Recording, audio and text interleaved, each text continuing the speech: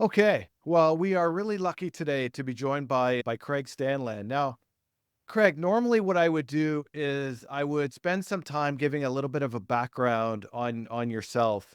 But I think in this case, it's going to be a little bit more fun and interesting if we go through your experience a little bit more real time and to go through it almost as you had experienced it real time for yourself. But before I do that, I just want to spend a couple of minutes just talking about your book. So you wrote a book called Blank Canvas, and the title is Blank Canvas: How I Reinvented My Life After Prison. And I would highly recommend that everybody take a read of this. This is one of my favorite books that I've read so far in 2024. And I just want to give you some perspective for people listening as to why I think everybody should take a read of this. So, from my perspective, Craig, there'd be two main things that you really accomplished in this book. Number one is just educating people on what happens when they get sentenced to life in prison, and not just from the sentencing perspective, but almost going through things from start to finish. If you're a white collar criminal and you go offside with the law, again, you are going to learn. Craig is going to walk you through the process from start to finish, and all of the little things that you wouldn't have thought of. Craig kind of talks about in his book. And by the time you're done with this book, if you ever wanted to know what it was like or what it is like for a white collar criminal or a white collar person to spend time in prison, Craig is going to give you a really good perspective on what that looks like. That's kind of recommend. That's point number one. The other thing you're going to realize going through is you're going to appreciate things that you currently take for granted. Because the other thing, what Craig articulates in his book, is the person that he entered prison with, there or entered prison as, was not the same person that he exited prison as. He was a very different person when he entered versus when he exited. And one of the reasons for that is because when you're going through, and as Craig articulates in his book, several of the things that you take for granted, as we take for granted on, let's call it on the outside, when you go into prison, many of those things are taken away from you. Things as simple as listening to whatever music you want to listen to, watching whatever TV show you want to watch, the freedom to go and take a long walk on the beach with your loved ones. Again, many of these things that we take for granted today, when you go into prison, those things are taken away from you. And you don't actually appreciate a lot of those things until they're actually taken away from you. And Craig, the way that you wrote the book, again, that point comes across in flying colors. And I would almost go far as to say is that by reading the book, you almost go through the process of going into prison yourself. Because again, Craig is going to put you in his shoes and is going to take you through start to finish. And you are actually going to go through prison yourself. So what actually happens when you read the whole book is that you go through prison yourself without actually having to spend time in prison. You did the job for us, Craig.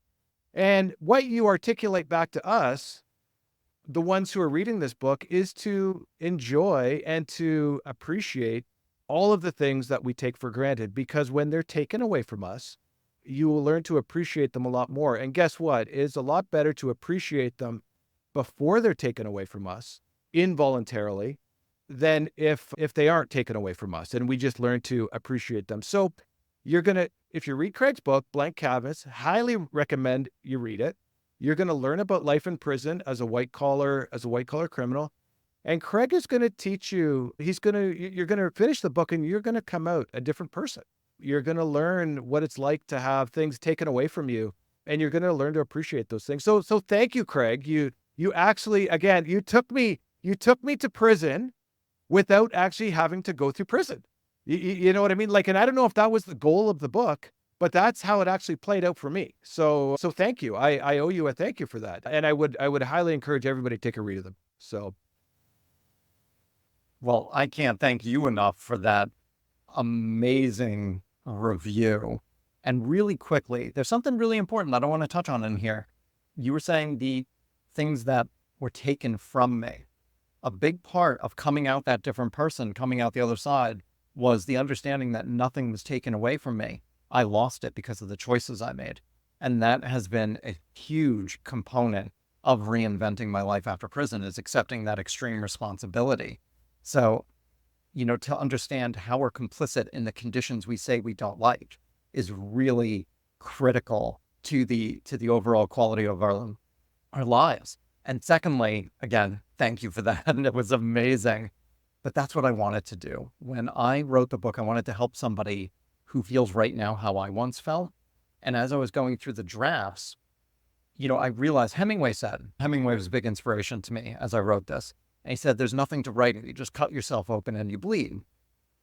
And I loved that. And I realized that my first draft, I didn't even scratch the skin. I didn't even break it.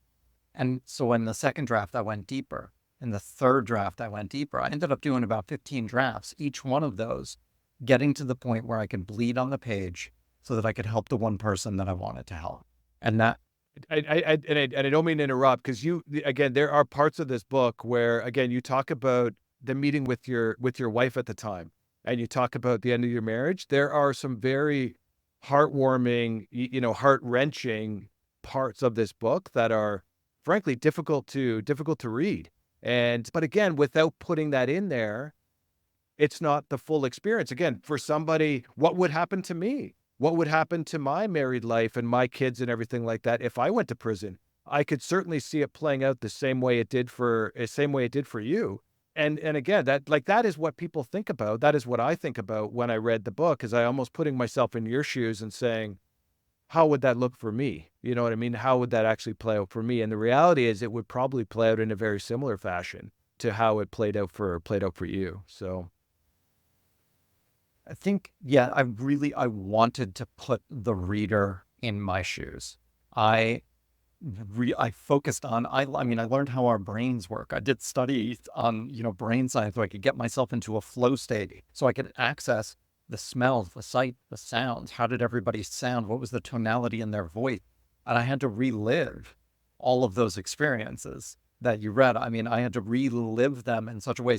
So the funny thing was, it was one of the most painful things I've ever done in my entire life, but simultaneously the most rewarding thing I've ever done in my life. it's a great book. And here's how we're going to start, Craig, because what you're going to realize is that you are going to get hooked in this book on the first sentence. Anybody who works in a white collar job is going to read the first sentence and you are going to get hooked. And that is how I'm going to start this conversation, is actually reading an excerpt from your book. So many of the people who are listening to this podcast, Craig, are white collar workers. We sit at a computer all day. That is what we do. So for everybody listening, here's how I want to start your day for you. I believe this was a Tuesday morning is what it was. So imagine it was a Tuesday morning. You arrive at your office, you take the elevator up, you say hi to your coworkers, perhaps you grab your coffee, you sit at your desk, you sit at your computer, you turn on your computer, and then you turn to your phone and you see that the light is flashing with one new voicemail. And I'm going to read directly from Craig's book. This is the exact voicemail that he gets when he arrives at work on that Tuesday morning, after I'm sure going through a similar process that I've just described. Here's what the voicemail actually says. And this is an excerpt from Craig's book. The first page, the first paragraph, this is how he leads the book. Mr. Stanland, this is Special Agent McTiernan with the FBI. We are at your residence and we have a warrant for your arrest. You will need to call us and come home immediately, or we will issue an APB with the federal marshals for your arrest. Now, if I got that voicemail, I would be freaking out. And as we're going to learn later on in this conversation, I think you had a similar reaction, as would anybody who would have got that voicemail. But I think it would be fun now not to move forward, because the way that your book works is that you actually move forward from that date and talk about what happens after. What I want to start with first is actually going backwards. And then I want to build up to that voicemail, because again, people are probably thinking, what did Craig do in order to warrant getting a voicemail like that from the FBI? Well, that is a good question. So maybe to start, Craig, is maybe just go back a few years in time. What was your childhood like? What was your family life? What was a good family life? Maybe just get perspective of your early days growing up. I grew up in Westchester County, New York. I was about an hour north of Manhattan. Grew up in a very nice neighborhood. I grew up in a wealthy neighborhood. Our house abutted the private country club golf course. We were on the 13th hole, so I used to actually collect golf balls when golfers would slice them into our yard. I had, 1,000 golf balls. It was a really fun pastime. I had a loving mother. I had a loving father. I had a great older sister who bullied me until she realized I was kind of fun to have around. And then we made a great duo. She introduced me to classic rock and Fruit Loops. So I really thank her tremendously for that. But there were, a couple things, and I think we all have these in our childhood. One of them can't, the listeners won't know, so I'm going to share with you. I'm 5'4" now as an adult. I was always the shortest kid. When we had to line up according to height, they didn't really have to think about it. I knew where I was going to stand. I was always at the end of the line. I was one of the brighter kids in class. So here I am, short, bright, bowl haircut, and I now wear contact lenses, but I had the Coke bottle glasses. So you can kind of see a little bit of where that's heading. And I was bullied as a kid, which definitely has some kind of long-term, influences and impact. And really quickly, I just want to touch upon one other thing from my childhood, because I know we're going to get into this, kind of the influences and then why I made some of those decisions when we fast forward back in time. And I'm going to share something that in no way, shape, or form am I pointing fingers. It's really important that everybody knows that I accept full responsibility for my choices and the consequences of those choices. But I'm going to share this because I think it's really important and interesting how things from childhood can impact our decisions as adults. So being one of the brighter kids in class, I would take a test and I'd get a 97, a 98, a 99.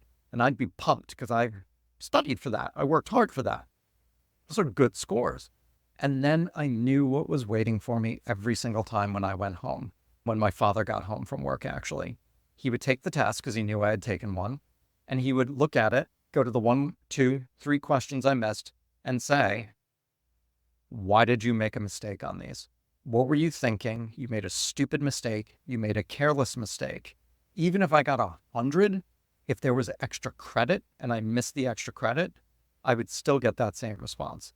Perfection was demanded. And even if I got perfection, if there was an extra level of perfection that I didn't get, it was never congratulated. I was always made to feel, honestly, very stupid, and my childhood brain started translating that into, I worked really hard on this test. I put my best into it, and I cannot get my father's approval or his acceptance. Well, if my best isn't good enough, that must mean I'm not good enough.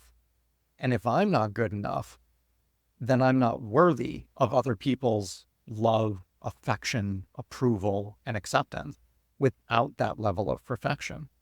And so, that's how I went through my childhood. It was just trying to achieve that level of perfection until honestly, I gave up on it. And I said, I'm never going to meet it.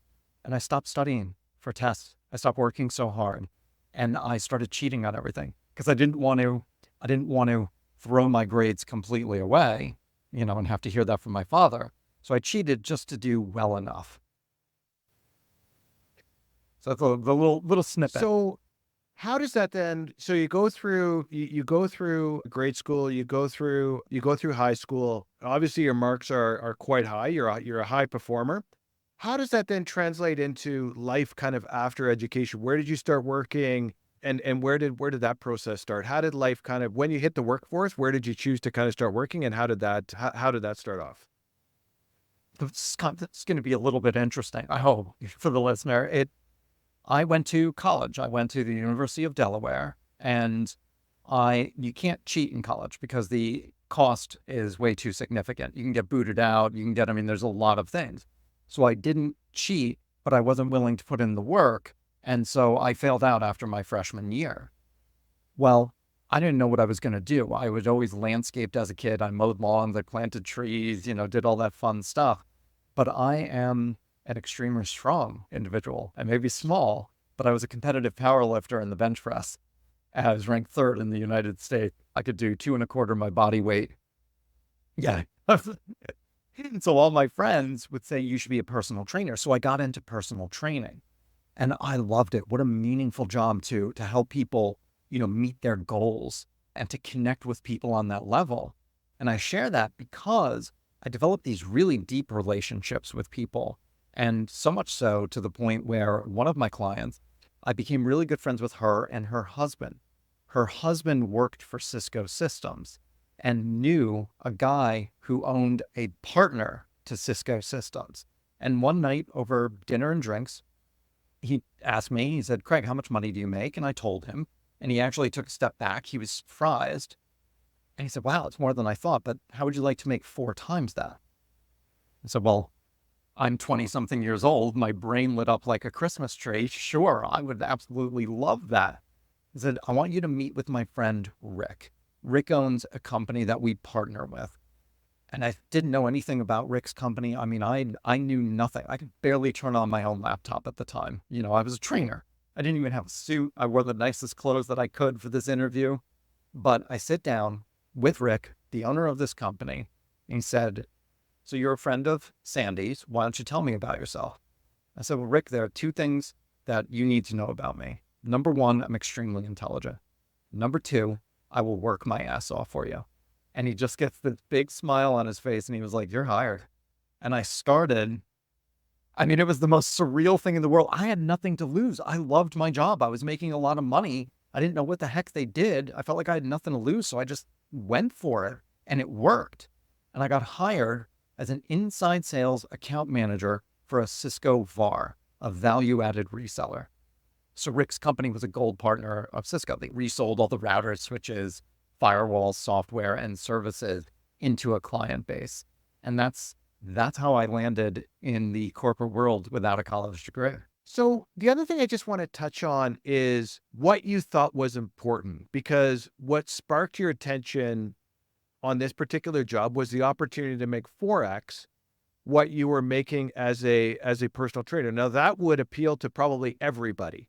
Nobody is going to fail to understand why that wouldn't interest anybody in terms of taking that job. But maybe just talk a little bit about at that time what you had felt were your priorities in life and what you thought was important that would ultimately drive your happiness, at least at that point in time.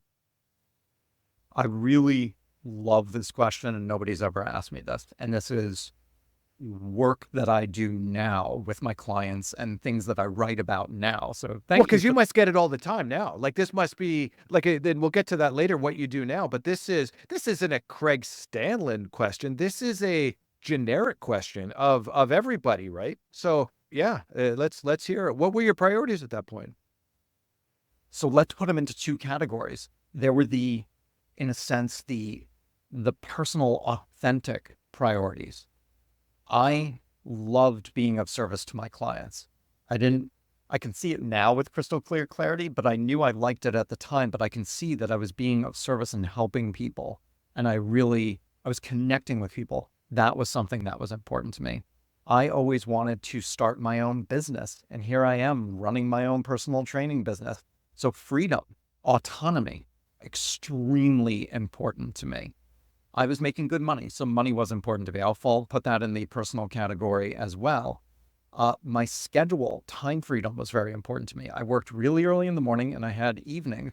My middle of my days were mostly empty. And I loved having that time freedom. I loved having the creativity of a person coming to me saying, "I'm X amount of pounds. I want to get to this amount of weight. I have difficulty." Remember we used to back up our cars when you put your hand on the seat behind you? And you had to you had to look over your right hand shoulder or right shoulder. You remember that? I had a client, who couldn't do that because he was overweight and lacked mobility. So the creativity to come up with a solution to that in advance of him losing the weight. How do we increase his mobility? So it was problem solving. It was creativity. These things were really important to me. They were so important to me. Now I'm going to go to the other bucket, if you will. And I'm going to call those the shoulds and expectations bucket. And that was, you should get a real job. My family, I think, knew that I did well, but it was not a real job. It wasn't working for a giant corporation and, being middle management or whatever you may work your way up to. So it was You should be getting Well, a and your real job. dad was And I very wanted successful, right? A very successful lawyer, like extremely successful, right? extremely successful. Yeah, I mean, like ridiculously large shadow to stand in. I mean, he has worked on things that have won the Nobel Prize, just to give kind of, a little bit of context to that. So yeah, that level of success. So yeah, you should get a real job. I'm in my early 20s. Insurance. I didn't think I needed insurance. I'm young, I'm healthy, I was kind of invincible, like I think a lot of young 20-something-year-old men are. But I knew it was something you should have. You should have insurance. And then there was this thing called a 401k. Didn't know what the heck it was, but I knew you had to have one. And you needed it to be able to retire. You had to have it. So here comes the promise of 4 times the money, insurance, 401k, and the shoulds. And it's a decision now, and I'm kind of addressing this in my second, as I work on my second book. That was one of the, we all have them, defining moments of my life where I, in a sense, turned my back on my authentic self, and I followed the blueprint that we believe we should follow to be happy. I capitulated to the shoulds. This is why, I mean, I love Well, this you're question. basically what you're saying is that you had a job you loved. It fulfilled everything that you really wanted, other than maybe what everybody thought you should be, and you gave that up to pursue something else that you thought everybody would want you to have, right? Like what the way you've described it makes perfect sense, right? Like again, now that makes total sense. It, and the amazing thing is, I took about, I believe, a 55% pay cut to do all of this. And what's really amazing on top of that is my family and other people knew that I took this massive pay cut, right? But I did the right thing. So you start at the IT company, you're working along. When do things start to go a little bit sideways? When does the pressure start to ramp up a little bit? Take us into when you start getting closer to that proverbial line of, you know what, I'm thinking here of doing something that's offside. Does it make sense or not? Maybe just take us up to what led to then that decision where ultimately you said, you know what, I'm about to do something that has some consequences attached to it. Yeah, and I'm gonna take us on a little bit of a journey to get to there. So I started at the bottom of the company, earning less than 55% pay cut. I partner up with one of the number one sales guy in the company. I'm assigned to the number one sales guy, which was amazing because he was so generous with his wisdom and his knowledge. And we made this incredible, incredible team where I learned all the processes, and this comes later into the fraud. I learned all the processes inside and out to become that value-added reseller that we wanted to be for our client base. I had to learn all those things. And I started taking things off of their plate that they didn't like. I would call into Cisco to have replacement equipment sent out to them. And I'm sure we're going to get into the details of my fraud, so I'll save that for a little bit later. But together we make this incredible, incredible team. I start going to our clients' locations and they set up a cube for me. So I am really ingrained in Bill's client base. It's Bill and Craig. Well, after 4 years of really struggling to make money, because that pay cut was huge, Bill decides he wants to challenge himself in a different industry and he leaves the company. There was only one person that was available to fill that role who knew the clients inside and out. That's when I climbed the corporate ladder. And now all of a sudden I'm the number one, number two, number three salesperson in the company. And I'm going along wonderfully. I'm getting the accolades, I'm getting the trips to Hawaii, just all the perks that come with being in the top 3 of the company. And that voice of not enough and not worthy never disappeared. So as I start making exorbitant amounts of money, hundreds upon hundreds of thousands of dollars, I started following all those things that we think will make us happy. I had the BMWs, I had the 5-figure watches, I had VIP status at the finest restaurants in Greenwich, Connecticut, and some in Manhattan. I was living this outrageous lifestyle, and I became that lifestyle. My identity became so inextricably interwoven with my materialistic things. I didn't know where they ended, where I began. It was just a big convoluted mess. And I had also started dating who would eventually become my wife and then eventually ex-wife. And I showed her this outrageous lifestyle. We lived this very luxurious lifestyle. We'd walk up and down Greenwich Avenue. I would buy the Christian Louis Vuittons and the Jimmy Choos. I'd buy my watches. We'd have a champagne lunch. And it was incredible. I put up air quotes for anybody listening. But it was really superficial and it was really empty. This is now going to answer your question. A couple things started happening, actually. Number one, the products that I was selling were becoming more and more commoditized. So deals were getting very competitive. And I used to get paid commission on the margins of the deals. As the deals get more competitive, the margins shrink, my paychecks shrink. When I just said that we were having these champagne lunches and walking up and down Greenwich Avenue, one might think we were doing that on a Saturday and Sunday, like, a lot of normal people spend their wait for the weekend to do those type of things. I was doing it on a Monday, Tuesday, Wednesday, Thursday, Friday, in the middle of the day when I should be servicing my clients. And I dealt with the largest financial firms in the world, banks, the hedge funds, the heavy hitters in that field who demand and deserve a level of service that I was not providing to them.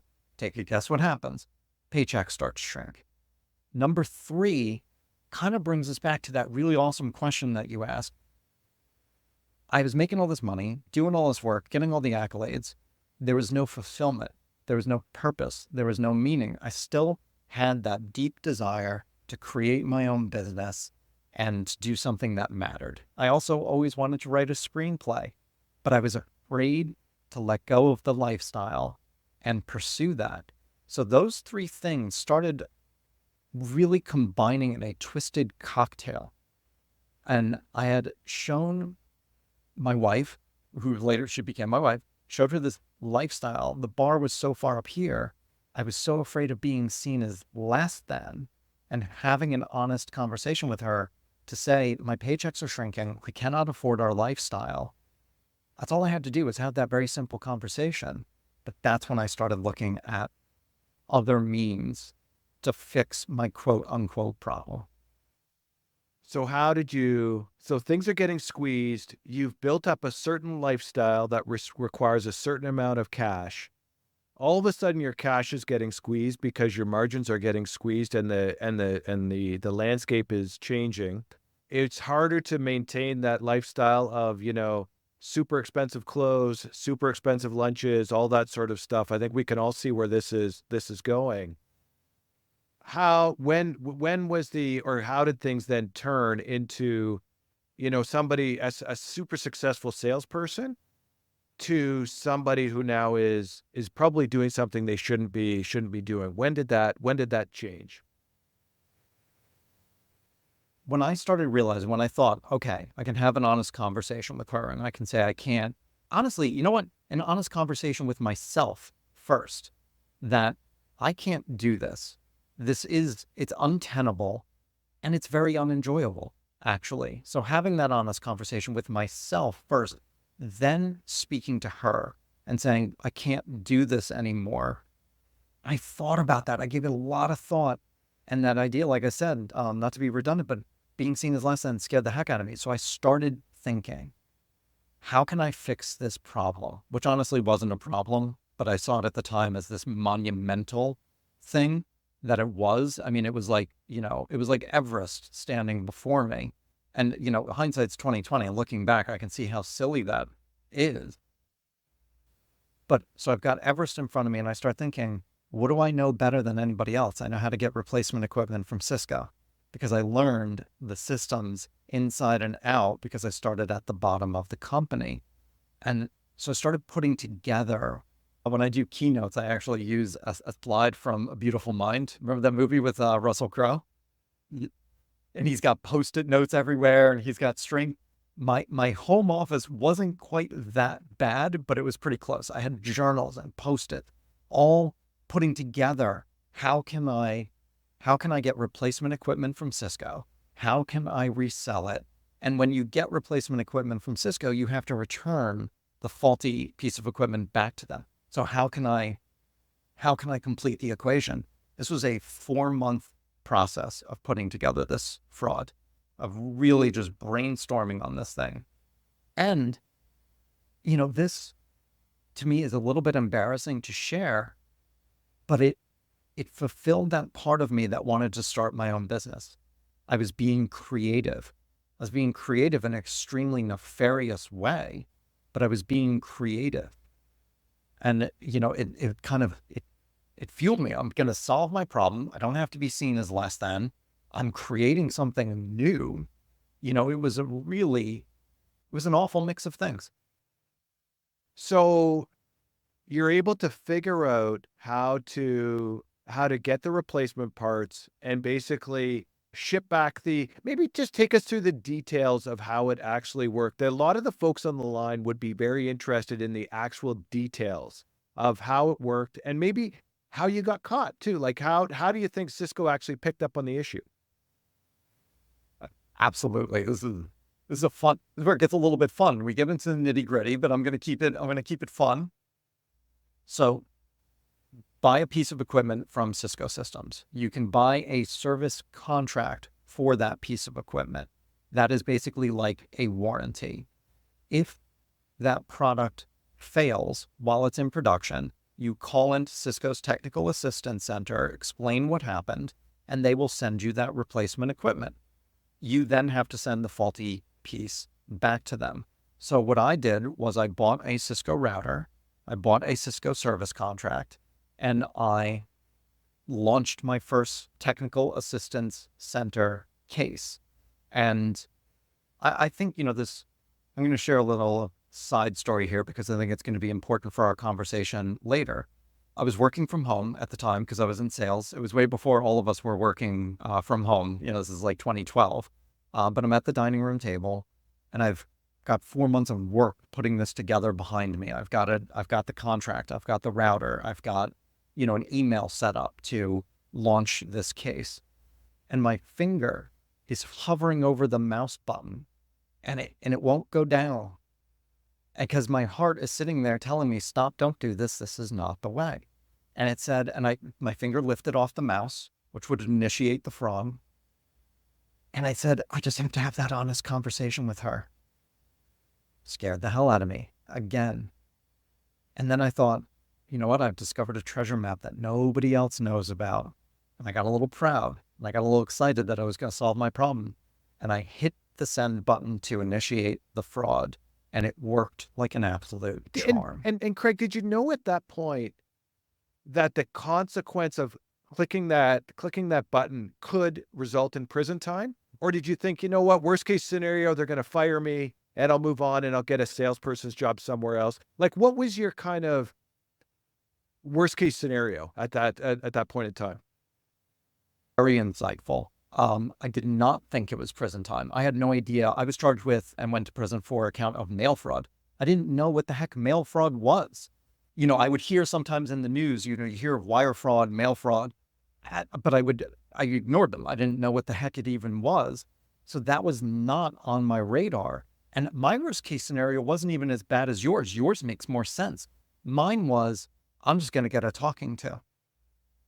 I knew what I was doing was wrong, but my worst case scenario at the time was I'm just going to get a really firm. You're the top salesperson in the company. They're not going to fire the top sales guy. You know what I mean? Like, hey, you're not touching me.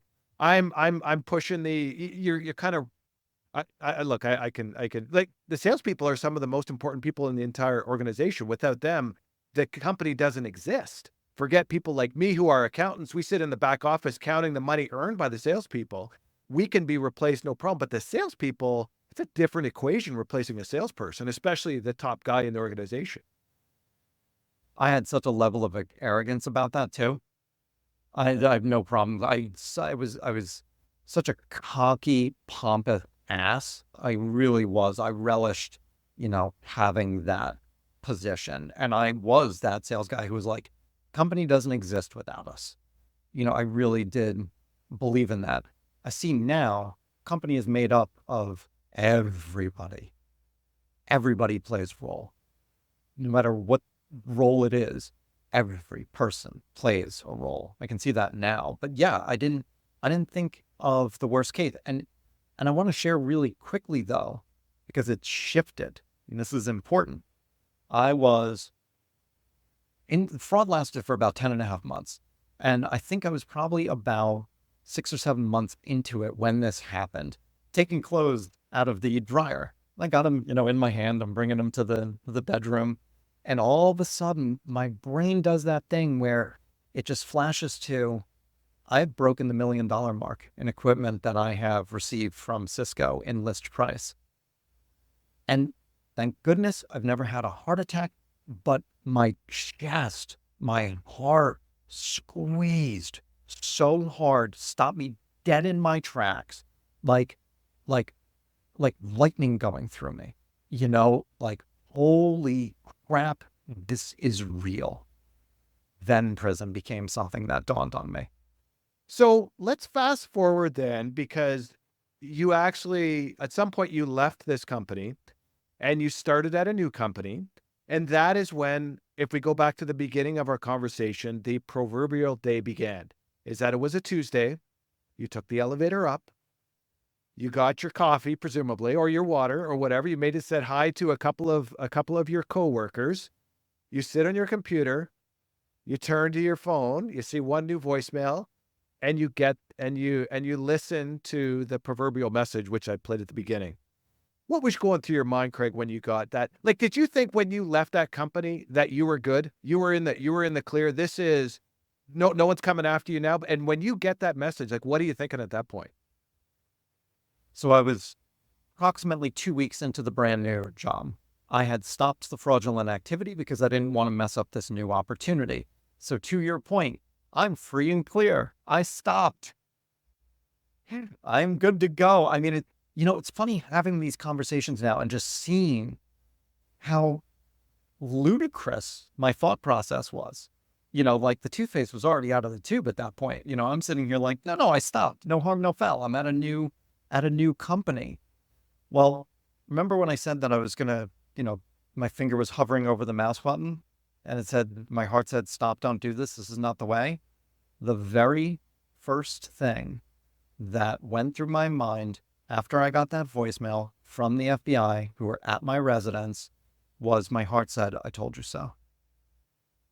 And then my heart proceeded to, along with my stomach, fall the 37 floors that I had just taken the elevator up. It was sheer and utter terror and panic. And I thought that, I held my phone up to my ear like we all do. I thought it was broadcast to the entire office, all my brand new colleagues. It was like there was a neon sign pointing at me saying, wanted by the FBI. And I start scrambling mentally, like, I'm only 2 weeks into the job. How do I leave 10 minutes after I just got into work? Like, what do I say? A doctor's appointment I forgot, client appointment, I don't feel well. Just trying to pick my stomach and heart up off the floor and compose myself somehow through midst of one of the most terrifying experiences of my life. It was both. It was an element of surprise. The shape that it took was an element of surprise, but I felt something was coming. Does that make sense? There were red flags. We're going to rewind just very quickly. When I said that I bought one contract and one router, well, it worked so well with one, I ended up having close to 18 different devices across like 18 different service contracts, shipping across 4 different locations. And two of those locations were UPS stores. And one of the UPS employees said to me that a postal inspector was asking about me, came in and asked about me, and I was using aliases. And again, embarrassing, ludicrous thought process. Well, I'll just stop using aliases. I'll use my own name. That'll solve that. So knew something was stirring, but the shape that it took of that voicemail and the FBI, that was a surprise. That was a shock. The other thing, which you should give some perspective on, is what was going on at your house. because again, this is another thing where I think many of us could put ourselves in your shoes and think about what you're about to describe right now. If that happened with our significant others in our house, again, I don't know I don't know how I would react to that, but maybe just talk a little bit about what was actually going on at your house prior to getting that voicemail, because they expect you to be at home at that time. They had been following me. They knew that I worked out of the house, but they were unaware that I started a new job. So that's why when they raided the house, they were a little bit surprised. They arrived at, I believe, about 8:30 in the morning, which is actually nice of them because usually when they raid people's houses, it's closer to like 5:30 or so. They wake you up out of bed. But I was not home. My wife was. They knocked the door at about 8:30. She was still in bed with our dog. She hears a knock and is a little bit confused, like anybody would be. Who the heck is at the front door at 8:30 in the morning? She sleepily walks to the door. The dog runs to the door, barking, is going to make a new friend and defend the house. And she swings open the door to what she told me was 15 federal agents with rifles, assault rifles, shotguns, all pointed at her head and at her chest. And they said, "We have an arrest warrant for Craig Stanland and a search warrant for the premise." And they just came in and started searching our home. And she was completely helpless to do anything about it. Yeah, that is scary, and that is the one part of your book that actually not that far from a television show. Like a lot of what your book talks about is kind of demything or debunking maybe some things that we see in movies and things like that. That it's, the reality is actually a little different. But that part is actually consistent with what you might see in a movie. You know what I mean? And it was shocking that that part was actually true. You know what I mean? That somebody who did what you did, which again is not a violent crime. We're not making excuses for it, but it certainly is not a violent crime. Is that your wife opens up the door and sees that? That'd be terrifying. You know what I mean? Like that would be literally terrifying. It I can't even, I will never know her experience because unless you experience something firsthand, you can intellectually understand it, but you don't have an emotional embodiment of it. And there's a very big difference between the two. And I'm going to really quickly, this is important, I'm going to defend the FBI because they have families at home. They have their own lives to be worried about. Yes, I'm a nonviolent offender, but I'm doing something. I'm acting very irrationally to begin with. I'm committing a fraud that's going on for a period of time. So I'm acting irrationally for a period of time. They obviously did checks on me, so they know that I didn't own any guns. Doesn't mean I didn't buy one illegally. They don't know what's going on in somebody's mind when they raid a house. And there are times I've heard stories from other people where they've done things that are absolutely egregious and unnecessary, but they were respectful to my ex and they were respectful in their search, but if I put myself in their shoes, I would probably come in with holding a gun as well because I have a family to Yeah. think about. Yeah. No, and that makes sense. To say it another way, they don't know if you're sitting there with 3 shotguns in your house waiting, just waiting to blow them away, right? So they are better safe than sorry from their perspective. But needless, in any event, that'd be a difficult thing to deal with. You know what I mean? Like clearly for your former wife, that would be hard. There's no way around that. So Terrifying. I mean, nobody knows what, I mean, it's so few people have a gun ever pointed at them, let alone that many. So you somehow make your way home. I wouldn't have been. I don't think I would have been able to make my way home. It would have been. I wouldn't have been able to gather myself. You somehow are able to actually make your way home, which is impressive. What do you think about when you pull into the driveway? Because again, you go into a lot of really good detail in your book. The neighbors, pulling up, and again, it's really relatable. Like again, you can read that book and say, yeah, what if I pulled home one day and all of a sudden there's, 10 police cars outside of my house and all the neighbors? I can just imagine. Maybe just talk a little bit about that part of the process. So I lived in a gated community. So I go through the gates and I was worried that there was going to be news crews out there. So that was a concern of mine with the embarrassment. Don't capture this on video. And so I approach the gates. There's no news crew. So I'm happy about that. I make the right-hand turn down the hill. And that's when it completely comes into view. There's an army of people there. There are local police cars. There are unmarked federal cars. There's literally something that looks like a SWAT vehicle parked in my community with a sea of people, police officers, FBI agents. And I never forget when I'm coming down the hill, I actually said in my brain, I go, wow, they really do wear those blue jackets with the yellow lettering that we see on TV. I was like, those are real.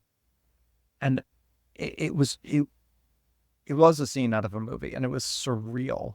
And it was just, this journey of mine was just different levels of terror. And this was just entering a new level to see. I knew what I was driving into was very real, but when you see it firsthand and you understand the quantity of people that are there to get you, it has a weight to it that is beyond like comprehension. Yeah, well, and if you're a neighbor, you're thinking like, what did this guy do? You know what I mean? Like this isn't like, some sort of warranty issue. This is like, who did this guy kill? You know what I mean? Like that's you can just imagine what was going through your neighbors' heads at that point. Like again, the way you articulate in the book is very relatable. I think we can all put ourselves in those shoes and say what would happen. And yeah, the way you describe it in the book, that's probably how it would happen for most of us. You know what I mean? Uh, I was when I was getting handcuffed, and I asked the guy not to cuff me. I said, look at me, I'm 5'4" at the time. I weighed 140 pounds. I was like, I'm not a threat. You don't need to cuff me. And he said, it's procedure. There's no other way. And he turned me around, asked me to put my hands behind my back. And as I do that, I look and I see my neighbor, Carl. Carl's got to be about 75 years old. And he's peeking behind the curtain like a 7-year-old. And when we make eye contact, he does what a 7-year-old would do. He pulls the curtain and he ducks. And, to your point, what was Carl thinking? Like, he must have been like, holy cow, I'm watching this guy who I know very well having handcuffs put on him with an army of people around him. So you go through the process, you get arrested, then you're released back in your house while you're waiting trial and everything like that. And what's the thought process at that point? Like, is it, you know what, I'll pay a fine, maybe they'll garnish my wages forever. Do I plead guilty? Do I not plead guilty? How do I get a lawyer? Like, what's your game plan at that? Because like I said, you're a smart guy. You can, I'm sure you've at this point kind of figured out a number of different paths and how this is all going to play out. What's going through while you're kind of waiting for what's going to, what, like the waiting has got to be the worst, presumably. What's going through your mind at this point? It was one of the greatest moments, and this moment lasted for just under a year of uncertainty, of a dark cloud going over, hanging over my head. I was able to, so rewind a second, I was able to secure legal representation on that scary drive home from Manhattan to my home in Connecticut. So I did have a lawyer, and that's how I was able to return home after being arrested. And so I met with the attorney, and this is so interesting. My attorney, when I said I went through the criminal complaint, and I was like, this isn't quite right. And he's like, doesn't matter. You're guilty. He flat out said it. And I was still in that denial stage. I was still kind of like, I wanted to fight it. I thought I could. I thought I had a leg to stand on because of, there were typos, there were grammatical errors. I was, grasping at straws. And he just would constantly say, you're guilty, plead guilty. If you don't, it's going to be very ugly for you. They, being the government, punishes people who take things to trial, particularly when they know you're guilty. And you're guilty, and he's like, you're going to jail. You're going to prison. There's no ifs, ands, or buts. But here in the States, we have something called pretrial supervision. So I had basically a probation officer that I would report to as I'm awaiting, pleading guilty, sentencing, all of that. And I had a few of them throughout this journey. But one of them, when he came to my house to do an inspection, just to see how I was living, make sure nobody else was living there and all that stuff, he looked at my paperwork and he goes, oh man, you should get probation for this. You didn't do anything. So I've got a guy who works for the government telling me that I should get probation. I have my own attorney telling me I'm definitely going to prison, and I'm torn between the two because I feel that I know that my attorney is correct, but obviously I'm hoping that my probation officer is correct. And it's this level. Not knowing what the future holds is one of the most terrifying things. And none of us knows what the future holds. But when one of them is prison, and I thought I didn't know that there were different levels of prisons. I thought I was going to the one that we see on TV, the HBO show Oz. I thought I was going to Oz. And at this point, the stress of getting arrested, I lost 30 pounds. From some people, stress eat and they gain a lot of weight. A lot of guys came into prison way heavier than they, when before their arrest. I lost weight. I was eating pints of ice cream a night just to try to keep weight on, and I couldn't. So I went down to about 100. When I reported to prison, I was 109 pounds. I mean, I was nothing. I was, I was emaciated, and I'm sitting here going, I'm 5'4", 109. I do have a wicked right hook, but I said it's not going to do me a damn bit of good if I go to Oz. So I thought I was going to get raped and beaten every single day when I was, in prison. And that was that level of uncertainty that I lived with. Well, hey, look, like I've watched Oz too, and I watched at a fairly young age, and I realized there again, if I end up in a place like that, it's even 10% like a place like that. It is lights out for me. Like that is the end for me. So you hear you make the decision to plead guilty, and you hear the words 2 years. What's your first did you know that was coming, Craig? Like that prison was like, I know what your lawyer's saying one thing, your probationary officer's saying another thing, and then you hear the words 2 years. Were you surprised, or did your jaw hit the floor and say, "Oh, that's not what I thought when I was going to plead guilty"? So when I pled guilty, that had its own weight to it. There's such a finality to that. You can't take that back.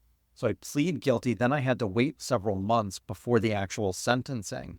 And I, like I said, went down to 109 pounds. My lawyer told me to wear really ugly shoes because it's not a good look to show up in prison wearing $700, like Ferragamos, when you're for a financial crime. So I went to Target. I bought these shoes that were so uncomfortable. So I'm emaciated. My back is killing me from these shoes.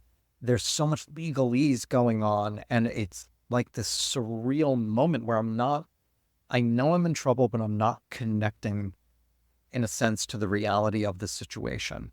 And so when the judge returned from her chambers to deliver her verdict, she's going through all that verbally, that legalese that I'm not connecting with. And the gavel comes down. I didn't know what the heck actually happened. I had to look at my attorney and say, was I just sentenced to prison? And he looked at me like, a confused dog when they tilt their head. And he's like, you're just sentenced to 2 years of federal prison, restitution over $800,000, 3 years of supervised release. And I just shook my head and said, okay. And that's all I could do. And it took a while for it to actually land. It was a punch to the face, but it took a while for the reality of that situation to hit me internally, where I got the weight of it. In hindsight, when you look back at it now as a totally different person, do you regret pleading guilty? Do you wish you took it to trial? Oh, I would have lost. I was guilty as could be. I knew, looking at it now, even then, I knew I was grasping at straws. When I was in that rationalizing state, I knew I was wrong. I knew I was guilty. And now I see it even with crystal clear clarity. I mean, the fact that my heart, it took thousands of choices to perpetuate that fraud for 10 and a half months, literally thousands of choices. It's not an exaggeration to say every single one of them was made in the face of my heart saying, stop, don't do this. This is not the way. I knew every step of the way there. And it's been a huge part of this journey. We talked about it kind of at the beginning of the conversation, was that extreme responsibility. And that was pleading guilty to the fact that I was. So 2 years in prison, you wake up one morning in your house on your way to prison. What is that drive like when you know that you woke up in the comfort of your own bed, in your own house or your apartment or whatever it may be, and when you wake up and have breakfast, it's like the last wake up you're going to have in your own bed for 2 years. It's the last breakfast you're going to have at your breakfast table for the next 2 years. It's the last shower that you can have for the next 2 years. Like take us like that day. Like how did that day play out? Again, your book just raises all these questions to say, if I was there, what would I be thinking about? And those would be some of the things I would be thinking about. It's like, shit, this is the last shower I'm gonna have for like normal shower I'm gonna have for 2 years. It, everything was final. I knew that I was financially ruined. So the home that I was leaving, I was like, I'm not going to have this when I get out. It's not going to be here. So, I mean, talk about like last shower. I'm like, last time seeing this house, we had a cat and a dog. The dog had a grapefruit sized tumor and a Westie, which is a little tiny terrier. So, giant tumor. I'm not going to see our dog ever again. Cat was getting up in years. There's a chance I'm never going to see the cat again. I'm an animal guy. I love, love, love, love animals. We have 2 cats now. They're my world. To say goodbye to them was unbelievable. To walk out of that house, to hear the door close behind me, saying to what you said, the last time that I'm going to hear that door close. And it really, it became very real. All of the laugh became very real when my dad and my stepmother were going to be the ones taking us up to prison, because my wife at the time was emotionally too distraught to drive. So they did us, huge favor. It was nice that they did that, but they rang the gate bell. So it comes through the intercom, and we had to bring them through the gate. And it was like, they're here.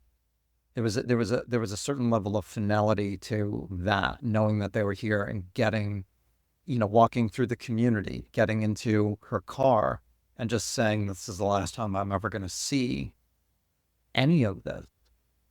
And then we get in the car. I didn't eat breakfast. There was no last breakfast. I couldn't. My stomach was two in knots. And we get in the car, and my stepmother is driving. She's got a nice BMW sitting in the back seat. And I notice everything is just going by really, really quickly. It's just, blur. And I kind of look over her shoulder. My stepmother's doing 90 miles an hour down the highway. And I go, who the hell races to prison? Why are you racing to prison? And I think she just wanted to make sure we were there on time. Hey, look, the reality is, Craig, you know what? Because you talked about that I've heard you talk about that. I think what you're going through is your loved ones are experiencing the same thing. Is they're not thinking straight. You know what I mean? Their mind is racing. She probably has no idea if she's going 90 miles an hour or 10 miles an hour. You know what I mean? Like her mind is probably going a million different places in the same way your father's is as well. Like they're probably going through, obviously not the same process as you, but they're saying, look, this is the last time I'm going to see my son for 2 years in this. And they're just not thinking about it. You know what I mean? And that's what it is. It's not that that's what I would think anyway. It's not that they're racing to prison. It's like they're as screwed up as you are going through this process. You know what I mean? What a wonderful point. You're absolutely right. I mean, there's no logical thought, kind of goes out the window. I mean, this is one of the most emotionally charged experiences any individual and their family can go through. So, I mean, you nailed it. So we pull up to prison, right? I was going to a federal prison camp. Later found out that there are levels of prisons. I was going to be with other white collar offenders, nonviolent drug offenders. My safety should be totally fine. So we pull up to the camp, and this person wearing all green comes up.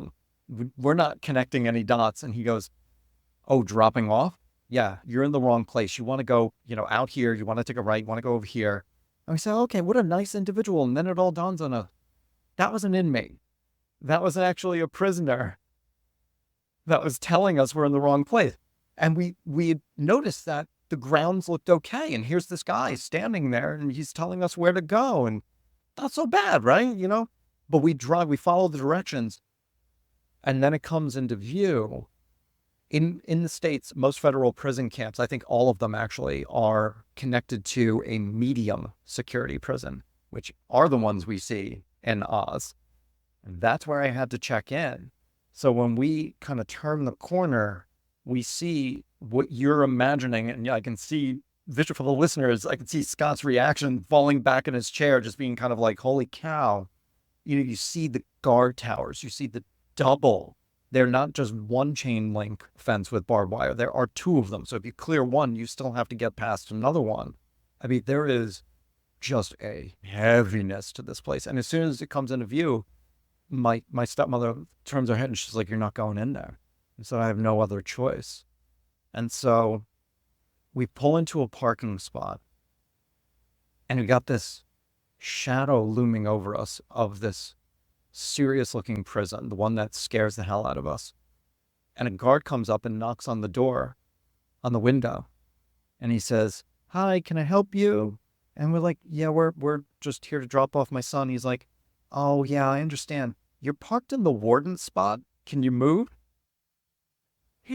So a little bit of humor and also terror on my end of like, this is not the way I want to start my prison tent. And what was the first night like in prison? You know, we joke a little bit about movies and stuff like that. You know, look, if anyone hasn't seen Oz, that'll open your eyes to one view on prison.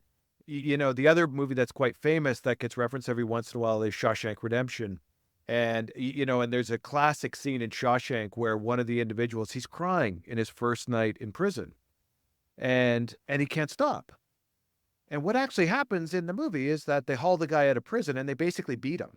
The guards, the guards beat him. And I was thinking to myself, man, like that would probably be me in my first night in prison, is basically crying and not being able to control my emotions because I would be so screwed up just through the change. And I'm just wondering, what was that first night like for you? Because I can imagine it would be it would be, that first night might have been the hardest in the 2 years. Maybe it was, maybe it wasn't. I don't know. But for me, it probably would have been the toughest of the 2 years. You know, I think, Scott, you'd be a little bit surprised at the resilience that we're all capable of. So you might surprise yourself. Let's hope you never find out. But I think you would surprise yourself. And I have to tell you that 10 and a half months of terror, of waiting to arrive in prison, not knowing what it was going to look like, that level of uncertainty. I checked in at the medium security, so I had to go through a very scary place. And when I was done checking in, they walked me right back out to the parking lot and they said, "Do you see that? I'm holding my bedroll. I'm holding pants that are 10 times too big for me," because a little joke the guards like to play. Really big people get extra smalls. Really small people get extra larges, when they hand out uniforms. So I'm sitting here without a belt. I'm holding, yeah, like, I mean, I was 109 pound, a 290-pound man could have fit into the pants that they gave me. So I'm holding these things, holding my bedroll, standing in a parking lot, and the guard says, "See that rock up there?" I do. "Walk to the rock, take a right, you're going to be at the camp." I looked at him like he's crazy. And he goes, "Stay on the path, you won't get shot." So clearly I stay on the path, I go up, I get to the rock, I take a right-hand turn, and I see the camp. And it's where we had originally driven up to, but I get a better look at it. And there are picnic tables, there are people sitting at the picnic tables. And almost immediately, inmates came up to me and said, "Do you want coffee? Do you want something to eat? My name is so-and-so. I'm here to help you." Just so nice, so ingratiating. And then I saw this linebacker of a man. Guy's like 6'5", 275, just solid muscle. And I'm intimidated until I see him bent over at the waist, petting a calico cat on the sidewalk and saying, he's talking to him like, "Who's a good girl? Who's a cutie?" And I go, I'm going to be okay. So I settle in, and let me tell you something. That was one of the best night's sleep I had in about 2 years, because the whole time I was committing the fraud, I had so many balls up in the air. I was lying to everybody. It was utterly exhausting. The uncertainty waiting to go to prison, same exact thing, was just fear. When I knew that I was going to be safe, it was one of the best night's sleeps It's I've. ironic. It's ironic. That is, but it makes sense. It makes perfect sense. So now, if you bear with me, we'd like to play a little bit of fact or fiction here, Craig, and get your take on a couple of different things. Because, like I said, I've never been to prison myself, so my knowledge of prison, again, I've watched Oz, Shawshank Redemption, but one of our former guests on the show was a guy by the name of Chris Mathers, who wrote a book. Chris is ex of the RCMP and ex DEA. Chris shared a couple of stories in his book, and I just wanted to vet them through you, and get your take, to the audience here, to have a little bit of fun. Okay, so the first question is probably one that's on everybody's mind as a very important issue, but they might not be comfortable actually bringing it up. that for better, if that doesn't apply to me, I'm going to bring it up anyway, because again, I think everybody wants to know the answer.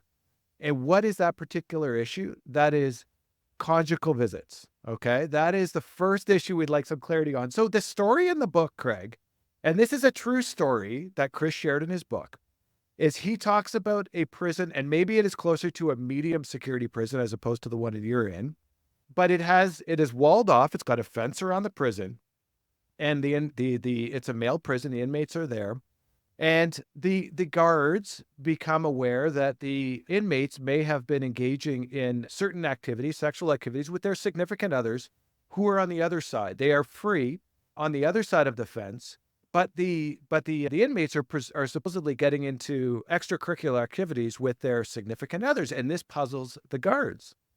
So the guards had cornered one of the inmates and asked the inmates, like, how is it possible that you are engaging in activities with folks on the other side? And the guard, in a moment of, or excuse me, and the inmate, in a moment of weakness, fessed up and said, the answer is through the fence. So I heard you talk on a podcast at one point about that yours is in a prison camp and there may have been a forest involved, but give us the lowdown on conjugal visits. Is it a thing or is it not a thing at the prison camp that you were sentenced to? So I'll speak to my experience, what I know of the federal system here in the States. In the federal system, there are no conjugal Really? visits, is my understanding. And there definitely were none in the camp, none whatsoever. However, that didn't stop. Thankfully, never witnessed this firsthand, but you would hear stories of, because there was no fence. You could go into the woods, which you had to be very careful of, because if you went in the woods, you could be charged with Yeah, which would escape. be, it would probably put you in the other prison, I guess, at that point. It actually would. It actually would add time to your sentence, and it would put you in a much different facility. So we heard rumors that there were guys who would meet their wives in the woods. There was a rumor of a guy. We had a shed that had some of our rec gear in it, yoga mats, things like that were in there. And there was one inmate who was in charge of the shed. He had the key to the shed, and so did the guards. And one of the inmates was like, hey, can I have use of the shed with my wife? And if I remember the story correctly, this was an older gentleman who ran the shed. He was a doctor. He was formerly a doctor. He was a pretty serious guy. And I think his response, from what the rumor was, something was, no, have some respect for yourself and for your wife. That would be pretty warm, I would guess, in that that would be roughing it for sure in that in a shed. The next question is relating to prison terminology. And this is another story that I got from Chris's book. And this has been of a personal situation for me, is that when COVID kicked off, I joined a ball hockey league. I was new. I joined a team that I didn't know the people on. So I knew very little about this particular league. But after playing in it for a couple of years, it's actually a very good and excellent league. However, at the outset, I didn't know much about the league. And in one of the early games, as what can sometimes happen in sports, is that things get out of hand and people start saying things that they shouldn't say in the heat of the emotion. And several of the folks were kicked out.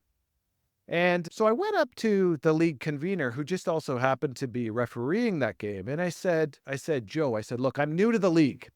I need some details here in terms of what's acceptable and what's not, in terms of what I can say and what I can't, because I don't want to get kicked out or have penalties or anything along those lines.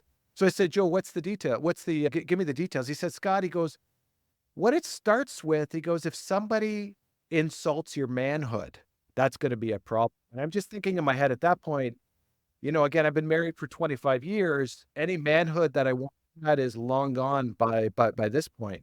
So I said, Joe, like, I'm a details guy. Like, I need words that I either can say to somebody or I can't say to another guy. And he said, okay, Scott, I'll give you a bunch of words. So then he goes and rhymes off a bunch of words that is not going to surprise anybody. If you say any of this stuff, you're going to get kicked out. And you'd probably say, yes, that makes total sense. But then Joe tells me one word. He says, Scott, he goes, this is the one word above all. If you drop this word, you are automatically kicked out and you're probably facing a suspension. I said, Joe, well, it's probably a pretty good idea to figure out what that word is. He said, if you say the word goof, and you call somebody a goof, you are absolutely gone. Now, if I didn't read Chris Mather's book, I wouldn't have known the significance of the word goof. But Chris Mathers shares a story in his book where there's a prison. One person cuts in front of another person in the line at lunch, and the one person is upset and says something along the lines of, "Get back in line, you effing goof." And it wasn't the effing that was the problem. It was the goof that was the problem. And it actually ended up in a fight, and the one inmate actually lost their life. That is a true story. Because the word goof, from what I understand, is a term that you do not want to utter in a prison. So maybe, Craig, again, fact or fiction, is there any truth to that? Was goof a term that would be inappropriate in your world in the prison camp? So this is why this is going to be kind of fun right now in this fact or fiction. You and I had an amazing email conversation leading up to this conversation where we kind of discussed a little of this.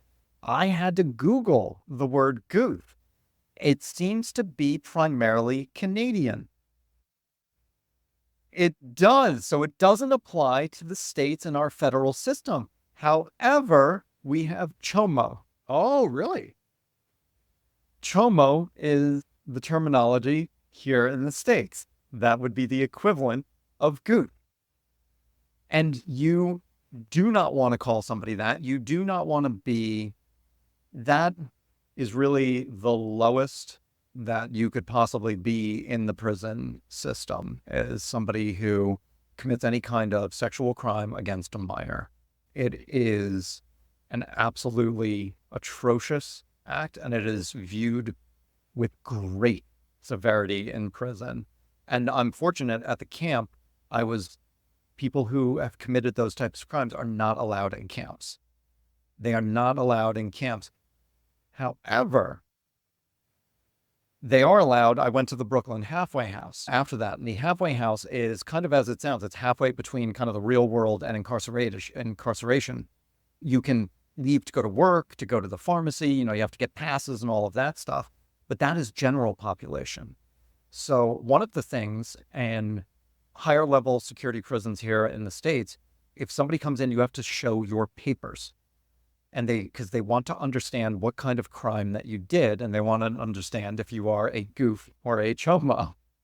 And so you have to show your papers. But when I went to the Brooklyn halfway house, nobody asked me for my papers, but they did it in a roundabout way where it was, where you coming from? Otisville prison camp. He heard the word camp. He knows how the federal system works because he was in the feds, he's in the fed system himself, knows that means I couldn't have done any of those things. And he could have then taken it further and said, prove it, let me see your papers. But he took me at my word. And that was a test. Then my understanding is kind of told everybody else, new short guy, okay. So you spend your 2 years in the prison camp. What did you miss the most about life on the outside at that? Was there a single one? Again, you talk in your book about a lot about, what you're allowed to bring into prison, what you're not allowed to bring into prison. You talk about, things like music. I heard you talk on a podcast that you guys like to watch Sons of Anarchy. That was one of the TV shows that I love. Sons of Anarchy, by the way. It's a fantastic show. But was there one thing that you really missed the most while in prison? Wow. I'm thinking, if you ask me tomorrow, I might have a different answer. I might have a different answer every single time that I was asked it. What's coming up for me right now, intuitively, is human connection. That is what I missed the most. There was not a lot of, obviously, touch in prison. You walk by a friend, you do a fist bump, and that's nice. But visits were few and far between, and you miss that hug and that human connection. And I met really nice people, and we had very deep conversations. But there was also a part of me that just knew that this was very temporary. As much as I liked these people, I kind of already forecasted when I left that I would close the door on that and not be in touch with them. So they were temporary close friends. So it was that connection that I really missed. We got newspapers. My bunkie got the New York Times, and he would always let me, he would kick my bunk and he would hand up the New York Times. So could stay abreast of what's going on in the outside world that way. Always several days behind because it took a little while to get through. We had TV, so we had news. You could talk on the phone, had email. So you know the real world is out there, but you cannot engage with it in a meaningful way. And that is one of the most surreal and interesting things to me about prison. Goldfish in a bowl. You see everything around you, but you can't interact with it. And it's that connection. And when you reflect back on it now, did the 2 years go by quickly, or was every day like you were just counting the day, counting the time, like 1 o'clock, 2 o'clock, 3 o'clock, 4, okay, day one, day two, or did it go by, or did it actually go by quicker because you did a lot of kind of self-improvement inside of prison as well, right? Where you emerged a changed person when you came out after 2 years. It was so time in prison's really interesting. The days are wickedly slow. The weeks are fast. And it bizarre. The day you want to establish a routine. So my self-improvement was a huge part of that. We had a gym, so I'd work out. I was actually I did personal training. I had clients, so I would have appointments. I worked in the kitchen, but you have your routine, and each thing, I meditate in the morning. That's like a check on your routine. Then I journal. There's another check. Each little check is a step closer to the door. And those checks throughout the day take frigging forever. But then all of a sudden it's Sunday and you're like, where did the week go? So it's the strangest thing. And briefly, I didn't do the full 2 years. We have good time here in the States. So I actually did 21 months. 15 months were actually inside the Otisville Federal Prison Camp. The other 6 months were in the Brooklyn halfway house. And that 6 months was actually broken up into 4 months of living in the halfway house, 2 months on home confinement with an ankle bracelet.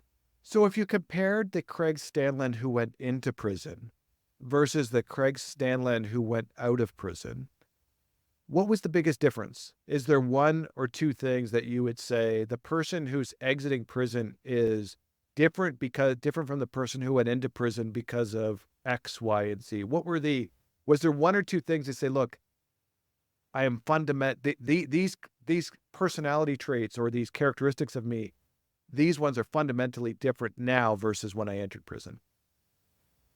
I will put it into one word and break it into a couple different categories. Perspective. Greatest gift that I received from going to prison was perspective. You touched upon it at the beginning of our conversation of things not to take for granted. So this has given me a perspective of how important the little things are and how they add up into massive, massive things. I believe that you can't fully understand something unless you know its direct opposite. So I have a perspective on freedom that unless somebody's been to prison, they will never, ever understand. And that is such a beautiful thing. And it's that perspective that, I realized I was so money focused. When I come out, it's a really quick way that I have defined my reinvention after prison. Pre-prison, I chased money and materialism. That was what I did. I chased. Post-prison, I create, I write, I speak, I create things now. And so I was chasing things to make me feel a certain way. Now I create things to feel a certain way. And that's perspective. I'm not going to chase anything because when I was chasing's funny. Think about it. You're moving towards something every bit as much as you are moving away from something. Every one step forward, you're moving one step away. And I was walking away from my authentic self. So when I start creating, I walk towards my authentic self. So, and that, all of that to me falls under that umbrella of perspective. And at what point did you realize, you know what, I want to write a book? I want to write a book, blank canvas, and I want to document the whole process from start to finish. What was the inspiration for the book? Was it kind of therapy? Was that kind of what it was? Because again, you talk about personal training. Clearly one of your characteristics is you like helping people. You like helping them get better, be better people, right? But some of it too, I would guess is is therapy for you? You know what I mean? Is putting all of this on paper, maybe it helps your family and friends. Now they can kind of see you see the whole story from start to finish. What was the inspiration for the book? When did you decide you wanted to write it? And what was the inspiration behind it? It had a very dark beginning, actually. So I was suicidal when I was in prison. I was planning how I was going to take my own life, and I couldn't share with anybody any of these thoughts because if you mention suicide in prison, they lock you in solitary confinement. And here I am alone at rock bottom with the man who was responsible, and I hated that man. The idea of being locked away with him scared the hell out of me. So it's just bottled up inside. And I just reached for pen and paper. I had those black and white composition notebooks, that we used in school that I could buy on commissary. Funny enough, I have one on my desk right now. That's what I still use for journaling. That's still, literally, right there. But I grabbed that and I just started writing. I was like, I need to get some of this out of me because I cannot share the suicidal feelings that I'm having via email, via phone with any of my friends in prison. I just can't risk that getting out in any way, shape, or form and finding myself in solitary. I wrote 186 pages handwritten in 3 days. I was like a man on a mission. And Blank Canvas actually started much differently than what it turned into. But it was that healing. It was to release the demon that was inside of me, to at least get it out. And so that's what started it. But when I started going through, I realized, I'd always wanted to write a screenplay. I always wanted to write something. Holy cow, look at me. I'm 186 pages deep into this thing. And I started realizing, I think I can make this into something that helps somebody. And it took a whole different turn at that point. It was like, I think I'm onto something here. And I started realizing that. And it started transforming into what is really my mission, and it's to just help one person. It's a great book. Again, it's a fantastic book. I want to ask you another question as well that I was thinking about. Cisco at one point may have looked at this. There must have been a conversation in their boardrooms where they looked at this and said, it's $1 million. The guy's left. Or do we really want to fight this and incur legal fees? It's probably going to cost us, 100 and 200 grand in order to deal with this. But at some point, someone would have stuck up their hand and says, you know what, we're going to go through with this. If they reached another decision and said, you know what, we're going to let this go. We're going to let this go. You don't get that voicemail on that Tuesday morning in your new place of work. Where do you think you are today? What is the Craig Stanland that I'm talking to right now? Because I would bet you that there was a debate within Cisco as to whether or not they're going to go through with this and push this forward. Again, obviously, I have no idea for sure, but I'll bet you there was at least a discussion where they would have done some math against legal fees and stuff like that. And again, it probably was a bit of a discussion. I just wonder, Craig, if they decided to go a different way, what would the Craig Stanland be today? Who do you think I'd be talking to right now?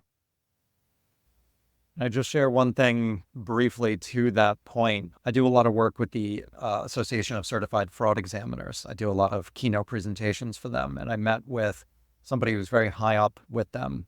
And, we talked a lot about my case. And he said, I'm not diminishing what you did by any stretch, but this isn't really a big deal for the FBI to pick up on it. He said, why do you think they picked up on this? I said, well, the lead agent was actually a Greenwich police officer who's an FBI liaison. And this gentleman from the ACFE looks at me and goes, and that's why you got arrested. He goes, not a big deal for the FBI. It was a big deal to a Greenwich police officer who later went on to win actually a pretty big accolade. And my case was one of the reasons behind that. He's like, that's why you got it. So I think that speaks to what you're talking about here. If I had never received that voicemail, you and I wouldn't be having this conversation, first off. And it's hard to say who I would be, other than I really think I would be living a very superficial lifestyle where I'd still be chasing that money and materialism. And I don't know if I would have ever found the courage to live an authentic life. and to do the things that I wanted to do. I think would have just doubled down on the money and materialism and just kept trying to get more, kind of wondering why the heck it isn't working, getting drunk all the time just to kind of have that escape valve to feel something differently. I really don't know if I would have been able to get off that It's treadmill, crazy, eh? honestly. You talk about sports, game of inches. Life is game of inches too, right? Little things like that about how things could turn out dramatically different. Who knows? Like who knows how it would have played out? But the way it did play out is, again, you went to the prison camp for 2 years. You came out a different person. You wrote a terrific book, and now you are a reinvention architect. Now, I subscribe to your newsletter. I really enjoy your newsletter. I think when you read it, again, after somebody who has read the book, you really start to understand. Like, again, you talk a lot about nature, and the pictures in your book about you out there, on the water and stuff like that. And I do think, from a mental health perspective, I think there's something to be said about correlation with nature and happiness. You know what I mean? And we talked this a little bit earlier about your typical client, but maybe just talk about what a reinvention architect does, what you do with your daily life, and who is your typical person that you see. Because I'll bet you what you're going to describe is myself slash a bunch of people who are listening to right now who are thinking, you know what? How do I change things? You know what I mean? But so maybe just talk a little bit about that. So I help people find their life calling, their sense of purpose, their sense of meaning, their sense of fulfillment, which create joy and ultimately emotional freedom and inner peace. And my ideal client, this is funny. My ideal client are males aged 35 to 55 who have reached a certain level of professional success. They make a lot of money. Most of my clients are several $100,000, but they have no purpose. They have no meaning. They have no fulfillment. And as they feel that second half of life looming, they really want those things. They're starting to understand that they followed that should blueprint that we talked about earlier, and that they want to forge their own way. They want to write that book. They want to get into Japanese woodworking. They want to fix watches. I mean, these are all real examples of people that I work with. And but here's what's funny. I have that specific demographic that I target, but what we're talking about here is so universal that I work with people of all ages, of all sex.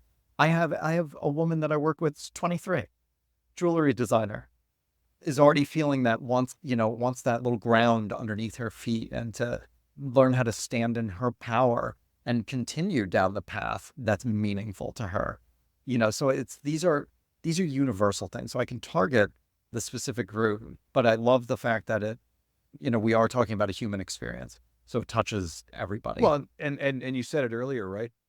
You can always chase. The thing with money is that you can never have enough. If that's what your goal is, and there is always somebody who is going to make more money than you, like, for the most part, right? Like, unless, like, unless you're the top, 0.00001%, there's always going to be somebody who's going to be able to afford more than you can, or do more. You know what I mean? And so you can always chase. But again, things like nature and stuff like that, they don't cost anything. You know what I mean? And it again, you read your book, and again, you read your newsletters and things like that, and you certainly think about life in a different way. You know what I mean? I really enjoy them. So how do people, if they want to subscribe, if they want to learn more, how do they do it, Craig? You can find me at craigstanland.com. And you can also email me at craig@craigstanland.com, and I can get you set up with the Art of Reinvention newsletter. It is a weekly newsletter that I share some of my personal stories, just share some of my thoughts. I give a reinvention reset or a reframe every single week, just a really short little snippet just to, I hope, inspire some thought to look at things differently, or just give you a tip that you can start today to create something in your mission life. accomplished. Mission accomplished. And for many of us on LinkedIn, you can find Craig on LinkedIn and look him up and make him a connection, and you will get an automatic update as well on LinkedIn. So, Craig, I just want to end by saying thank you very much. the emotional intelligence that somebody needs to come on here like yourself and really be as open and frank about we could have talked for hours, frankly, about your different experiences in prison and things like that and the decisions you made and how the thought process behind them and thing. A lot of it is all documented in your book. And again, I would highly encourage people. But again, the emotional intelligence required to come on and talk about that is extremely, extremely high. And again, we really appreciate you taking the time and being honest about your experience. And like I said, read the book because Craig did nearly 2 years in a prison camp. And if you read the book, you're gonna go through a similar experience that Craig did. And you don't even have to go to the prison camp. You just have to read his book. And that's the beauty of it because he articulates it in detail. And when you're talking about white collar criminals, or white collar crimes, it's something very relatable to a huge chunk of the audience that's listening because most of the people listening are going to be folks working in behind a computer for most of their time, and they're going to understand where you're coming from. So again, Craig, on behalf of all of us, thank you very much for taking the time. Very much appreciate it. Scott, thank you so much for having me and for having this platform where people can come on and share their stories. So thank you. This has been an absolute joy and an Great. honor. Oh, you're very welcome. Thank you.